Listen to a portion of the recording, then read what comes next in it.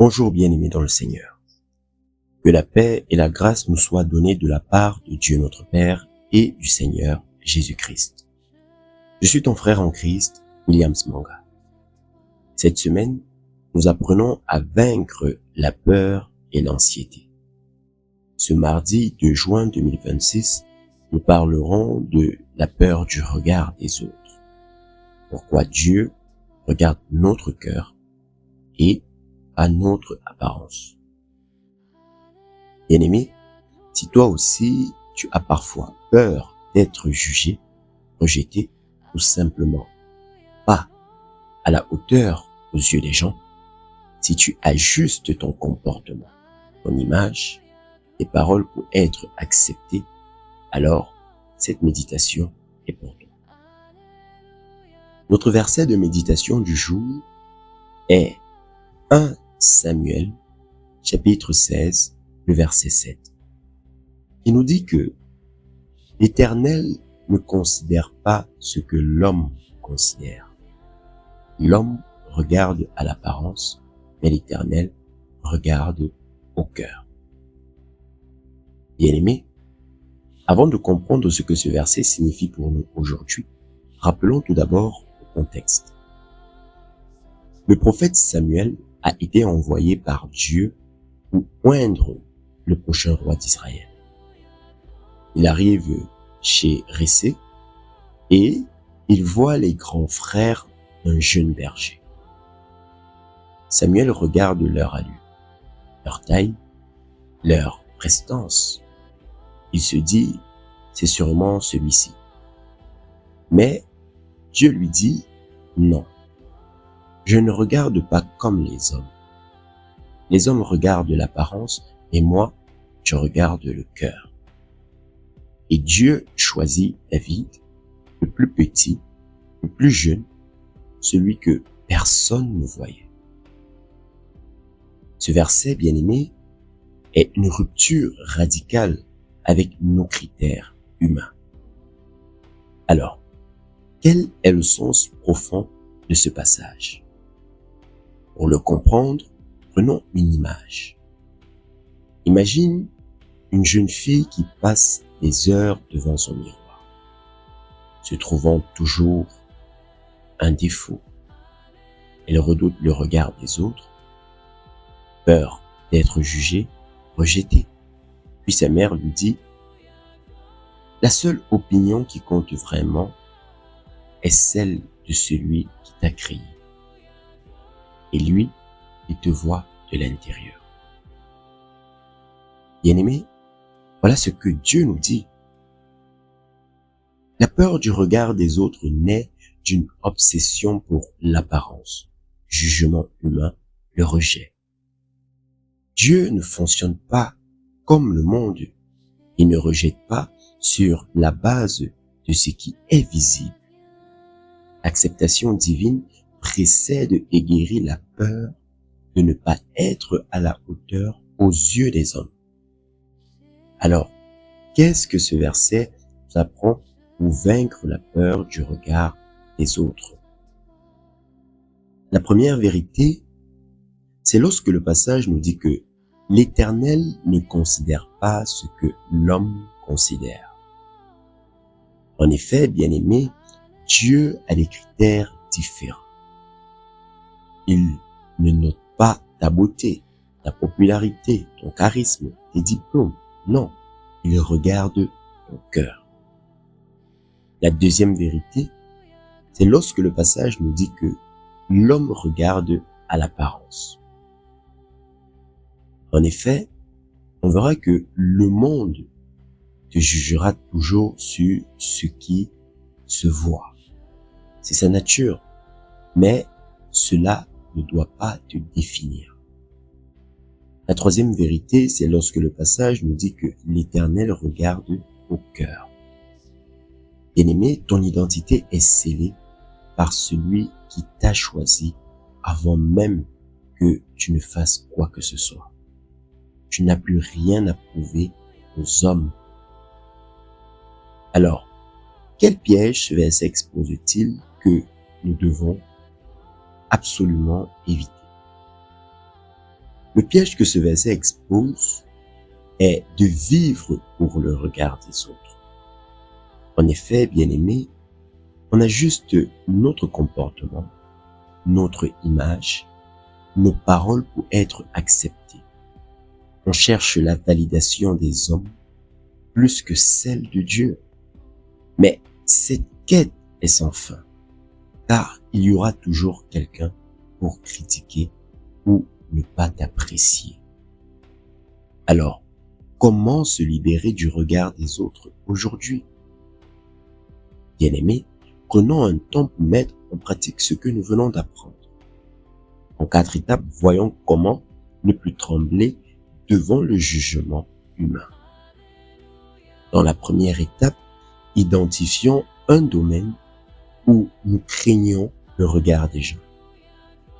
Concrètement, est-ce l'apparence, le statut, la compétence, la vie familiale, la situation financière? Bien-aimé, nomme cette peur dans ton cœur. Dans la deuxième étape, relisons 1 Samuel chapitre 16, le verset 7, plusieurs fois. Donc, concrètement, visualise Dieu qui regarde ton cœur, pas ton emballage. Et dis, Dieu, tu vois ce que personne ne voit et tu m'aimes. Dans la troisième étape, dans une situation sociale aujourd'hui, même petite, agis sans chercher à plaire ou à impressionner. Concrètement, bien-aimé, sois toi-même. Ne force pas un sourire. Ne mens pas pour faire bien. Ne te compare pas. Et dans la quatrième étape, déclarons que Dieu m'accepte tel que je suis. Je n'ai plus rien à prouver aux hommes. Bien-aimés, qu'est-ce qui changera concrètement dans notre vie quotidienne si nous intégrons parfaitement cet enseignement? Voyons cela sous plusieurs aspects. L'aspect numéro 1, c'est quand nous serons tentés de nous comparer aux autres, comment est-ce que nous réagirons? On verra que au lieu de nous sentir inférieurs ou supérieurs, nous nous rappellerons que Dieu ne fonctionne pas par comparaison. Il regarde ton cœur, pas ton classement. Donc concrètement, si tu te compares à quelqu'un, arrête-toi. Dis, Dieu ne m'a pas créé comme lui. Il m'a créé unique. Et c'est suffisant pour moi. L'aspect numéro 2, c'est quand nous entendrons une critique ou un jugement. Que ferons-nous? On verra que au lieu de nous effondrer ou de nous défendre avec colère, nous demanderons, est-ce que cette critique m'aide à grandir? Si oui, nous l'accueillerons. Sinon, nous la laisserons passer. Donc, concrètement, bien-aimé, ne rejette pas toute critique, mais ne donne pas non plus à n'importe qui le pouvoir de te définir. Seul Dieu a le dernier mot sur ton identité. L'aspect numéro 3, c'est quand nous serons dans un groupe où on juge l'apparence. Que choisirons-nous? On verra que au lieu de nous conformer ou de souffrir en silence, nous nous souviendrons que notre valeur ne dépend pas de cette table. Nous resterons vrais. Donc concrètement, bien-aimés, si des personnes critiquent les vêtements, le poids, la réussite de quelqu'un, ne participe pas. Change de sujet ou sors doucement du cercle en question. Ton silence, bien-aimé, protège ta paix. Et l'aspect numéro 4, c'est quand nous verrons d'autres chrétiens prisonniers du regard des autres. Comment est-ce que nous pourrons les aider? On verra que Au lieu de les juger, nous leur rappellerons l'amour inconditionnel de Dieu. Nous les encouragerons à vivre pour un seul regard, celui du Père. Donc concrètement, dis à un frère ou à une sœur qui doute que ce que Dieu pense de toi est plus important que tout ce que les gens pensent. Et Dieu, lui, il t'aime. Bien-aimé, je te promets que cela libère. Donc, en quelques mots, ce qu'il faut retenir, c'est que tu n'es pas un produit à vendre sous les projecteurs du monde. Tu es un enfant aimé de Dieu. Son regard vaut plus que tous les regards humains. Dieu regarde ton cœur, pas ton apparence, bien-aimé. Et ton cœur, il aime. Donc, maintenant que nous avons compris cela, prions ensemble pour être libérés de la peur du regard des autres.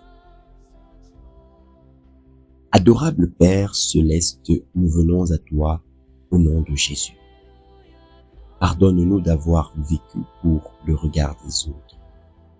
Nous avons ajusté notre comportement, notre image, nos paroles pour être acceptés. Aujourd'hui, nous recevons ta parole, celle qui nous dit que tu regardes notre cœur. Et notre cœur, nous le savons, tu l'aimes, ô Dieu. Rien d'autre ne compte pour nous. Alors, libère-nous de la peur d'être jugés. Que ton regard suffise à notre identité dans le nom puissant de Jésus-Christ. Amen. Bien-aimés dans le Seigneur, alors que nous arrivons au terme de cette méditation, retiens que tu n'es pas un produit à vendre sous les projecteurs du monde. Tu es un enfant aimé de Dieu. Son regard vaut plus que tous les regards humains. Dieu regarde ton cœur, pas ton apparence, bien-aimé. Ton cœur, il aime. Si tu as besoin d'aide pour te libérer du regard des autres, sache que tu n'as pas à le faire seul. Parce que c'est ensemble que nous apprenons à vivre pour un seul regard, qui est celui de Dieu. C'est pourquoi je t'invite à rejoindre notre groupe de suivi actif chaque jour dans la présence de Dieu sur WhatsApp. Tous les liens sont en description. Et bien-aimé, dis-moi en commentaire ce que tu auras compris de cette méditation et comment cela t'aide. Ne l'oublie pas, ton témoignage peut aider quelqu'un qui vit exactement la même situation. Alors, que Dieu nous fortifie. On se dit à demain dans la présence de Dieu. Amen.